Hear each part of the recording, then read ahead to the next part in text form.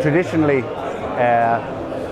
fraud was regarded as misleading, hiding pricing, putting pricing in the wrong area, signposting was wrong. That's moved on a pace, and it moved on to where the advertisers themselves were being exposed to fraud by rogue affiliates who would falsify the number of impressions that would land on the page in order to be attributed for traffic that they didn't actually bring to the site.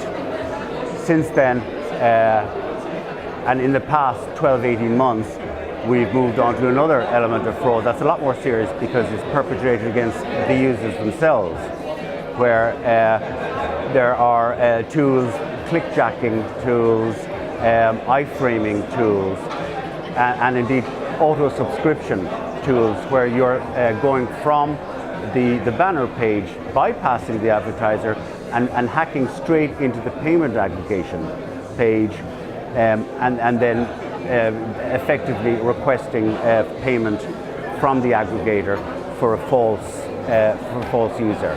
And they're bot controlled in the main, but they're also backed up by farms of individuals who will effectively manually complement what the fraudulent bot is doing. And so it's a pincer movement against the user.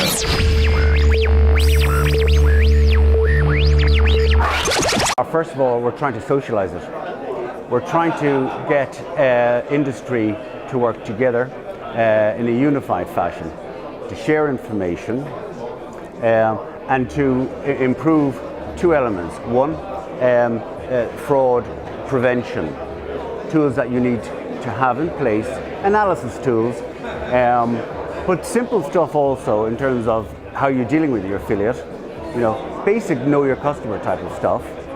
And then secondly, fraud detection tools, where we can in real time detect anomalies. And then with that, we have our very scanner tool, which finds these flows out in the wild, and then we would work with our partners and our merchants and content providing partners in order to eradicate that. But it needs to be done globally, and it needs to be pushed from higher up the value chain, and the network operators and the payment gateways, because it is the content providers who got the contract with these affiliates. I know it's only a small percentage that are perpetrating fraud, but so it's a combination of prevention and detection, but also scanning as to what people say they're doing and what they're actually doing are sometimes two different things.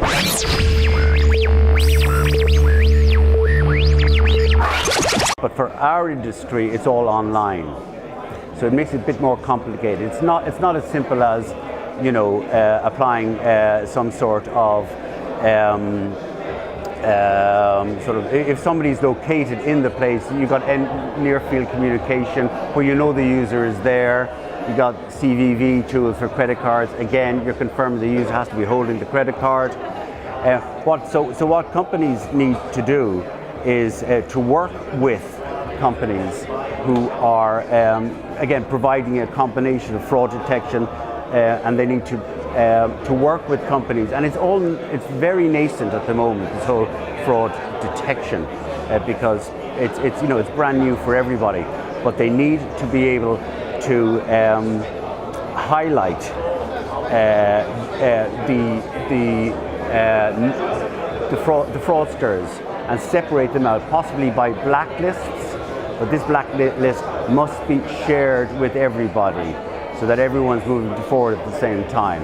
And also there are a number of fraud prevention where you can actually assess, for instance, if somebody is downloading an application and then installing it within 10, 15, 20 seconds, that makes sense. But if the download and the install are happening within 2 or 3 seconds, then clearly this is not a real user.